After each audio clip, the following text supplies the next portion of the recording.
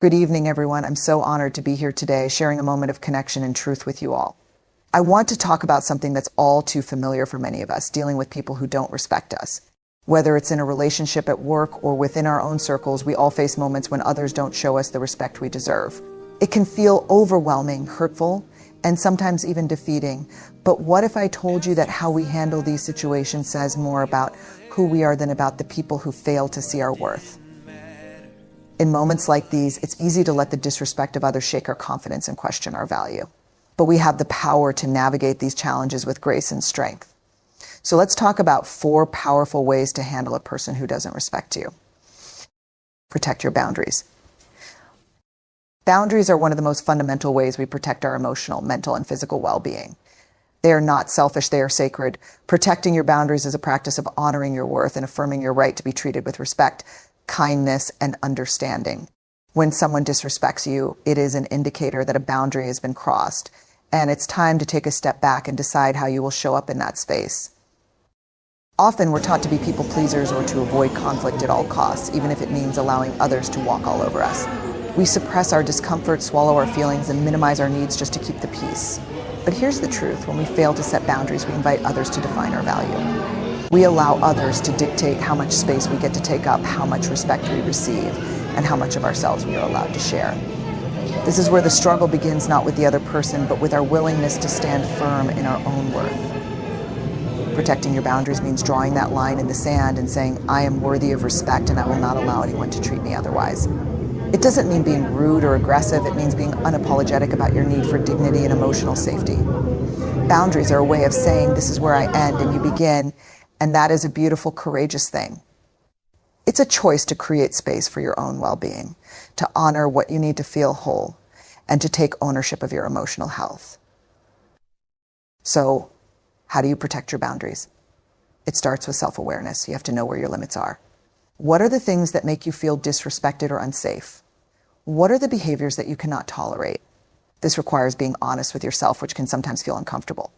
But it's in that discomfort that growth happens. Being aware of your boundaries is like having a map for your own well-being, and you must commit to following that map, even when others try to lead you off course. Setting clear boundaries is also about communication. It's not enough to just feel upset or hurt when someone crosses your line. You must be able to express it clearly and assertively. This doesn't mean shouting or lashing out. It means calmly and firmly stating what is not acceptable. For example, if someone is speaking to you in a demeaning way, you might say, I don't appreciate being spoken to like that. Please treat me with respect. It's simple, but it's powerful. And when you practice it consistently, you teach others how to treat you. But boundaries aren't just about what you say to others. They're also about what you say to yourself. How often do you allow yourself to accept less than what you deserve? How many times have you ignored your own needs because you were afraid of upsetting someone? Protecting your boundaries means taking a stand for yourself, for your peace, your energy, and your time. It's about saying, I matter, and living out that truth in your actions and decisions. The beauty of boundaries is that they don't just protect you, they teach others how to respect you. When you set clear boundaries and enforce them with kindness and confidence, you are modeling healthy self-respect. You're showing others that you won't tolerate mistreatment, and that anyone who wants to be in your life must honor your needs as much as their own. And yes, there may be resistance.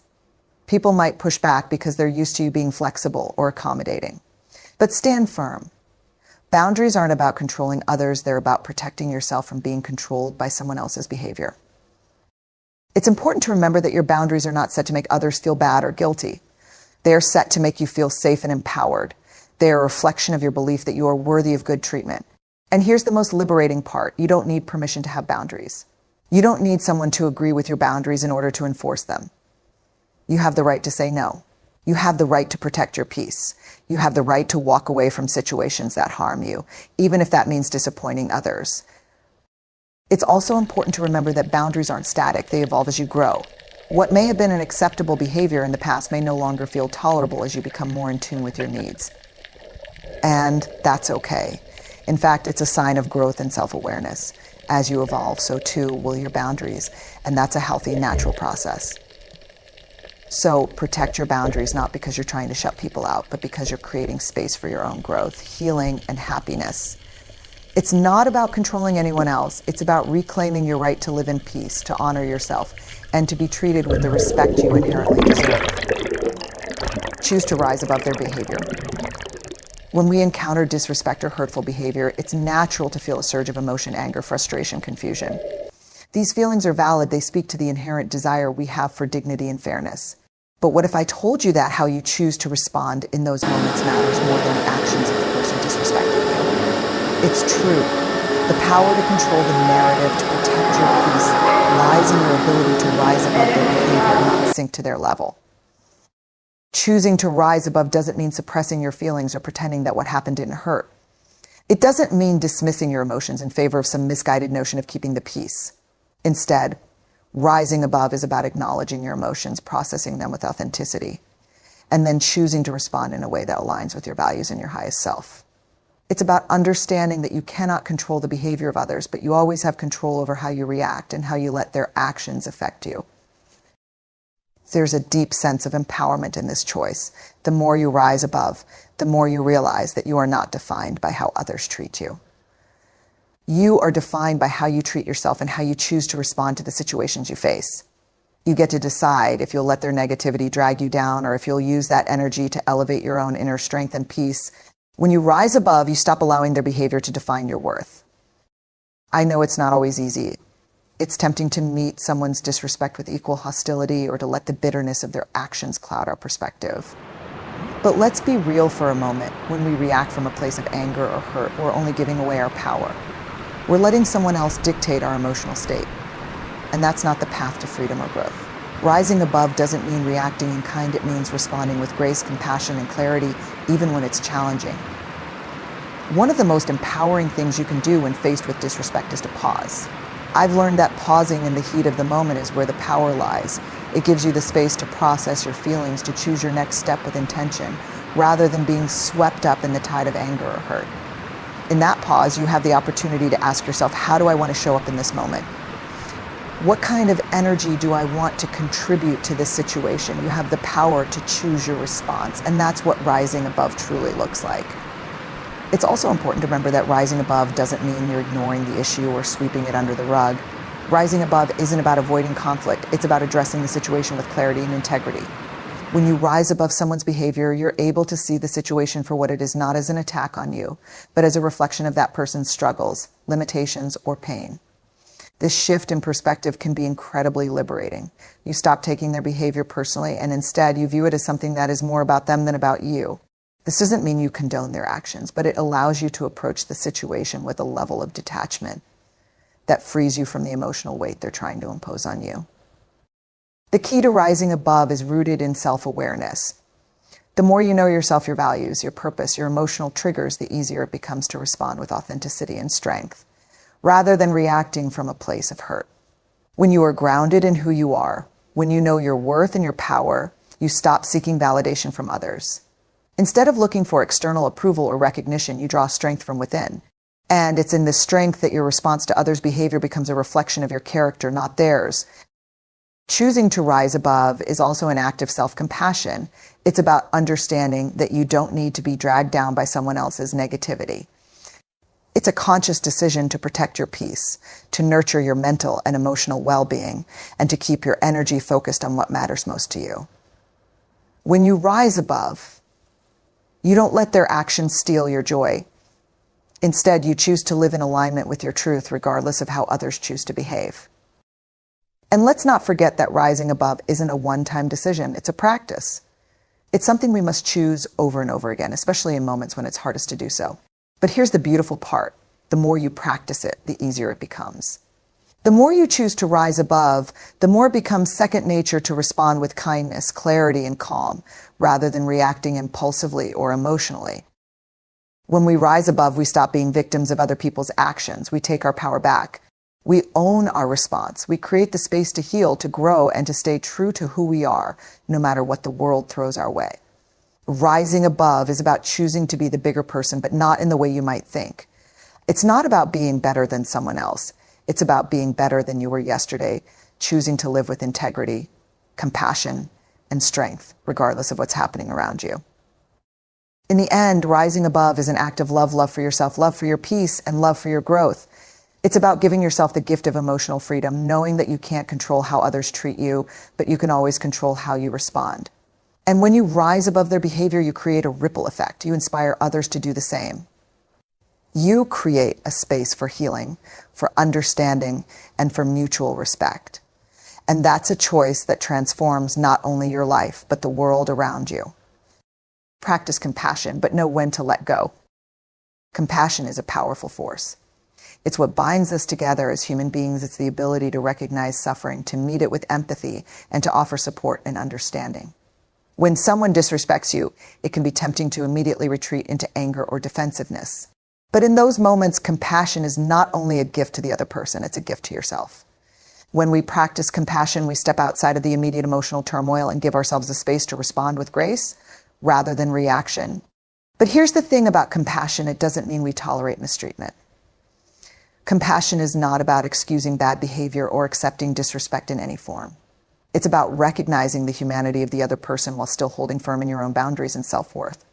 It's about understanding that people who disrespect others are often carrying their own wounds, fears, and insecurities. But this understanding doesn't mean you allow their pain to become an excuse for how they treat you. Compassion does not require you to sacrifice your own well-being. It's a delicate balance, offering empathy without losing yourself in the process. When we practice compassion, we open our hearts to the possibility that the person who disrespects us may be acting out of their own suffering.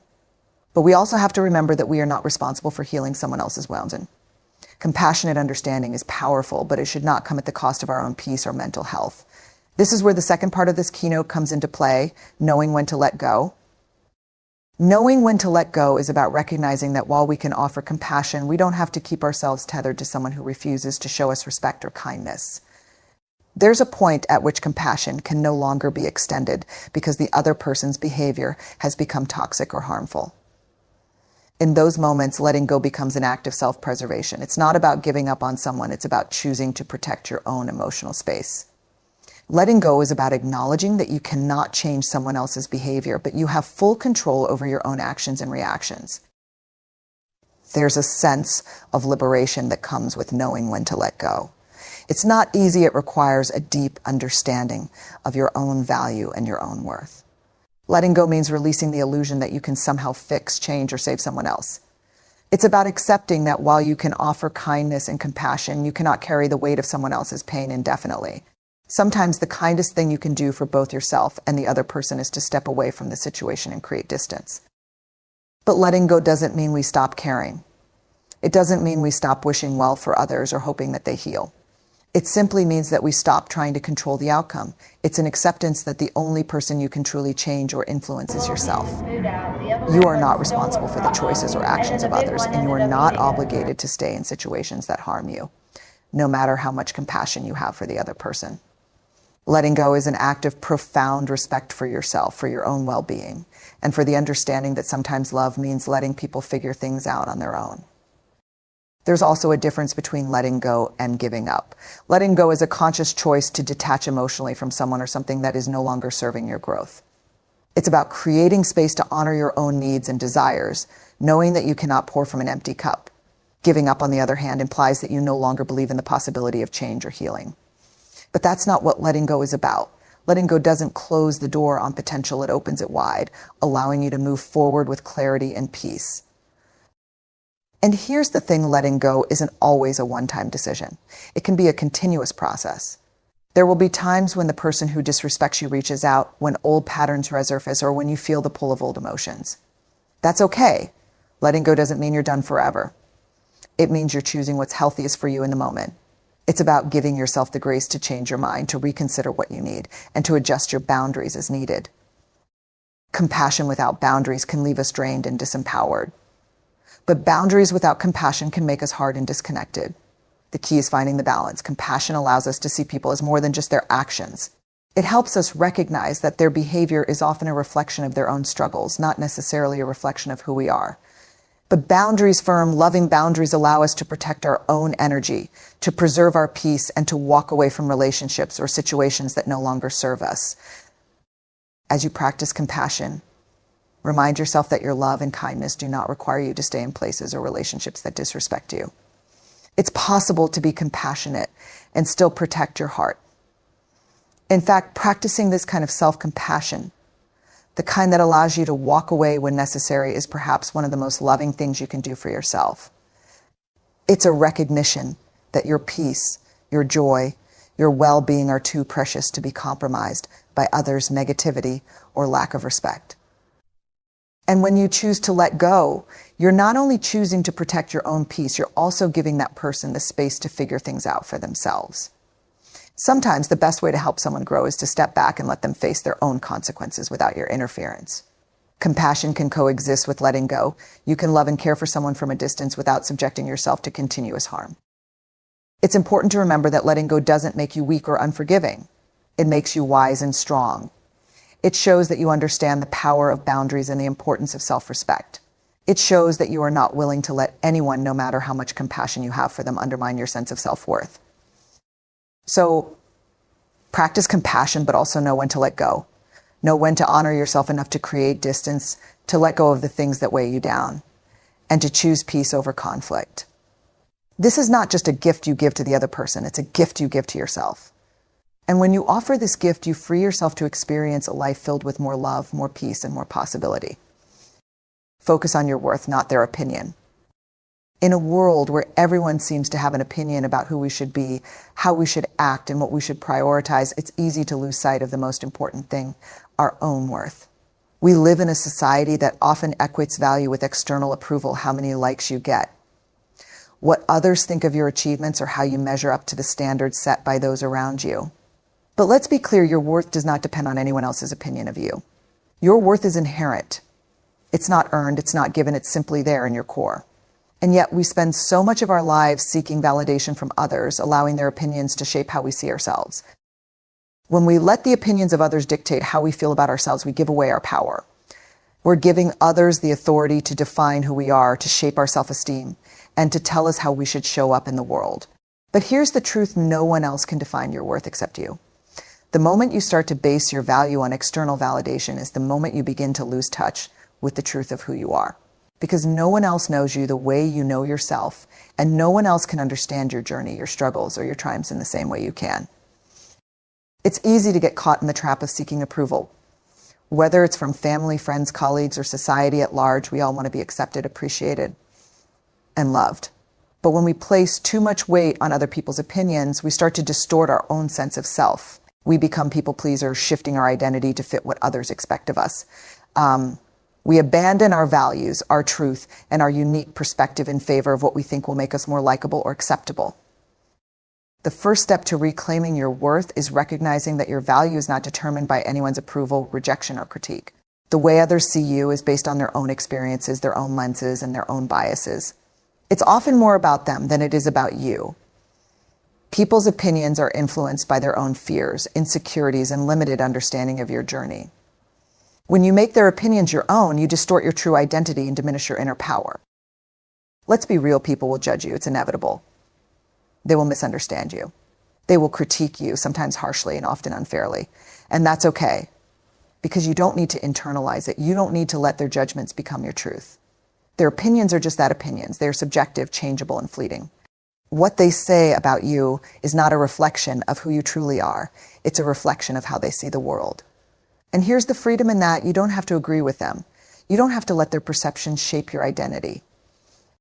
Now, that's not to say that feedback isn't valuable. Constructive feedback delivered with kindness and respect can be a tool for growth. But there's a difference between taking in feedback that helps you evolve and absorbing the harsh, unsolicited opinions of others that serve only to diminish you. When you focus on your worth, you recognize the difference. You start to understand that you don't need validation from others to know that you are enough.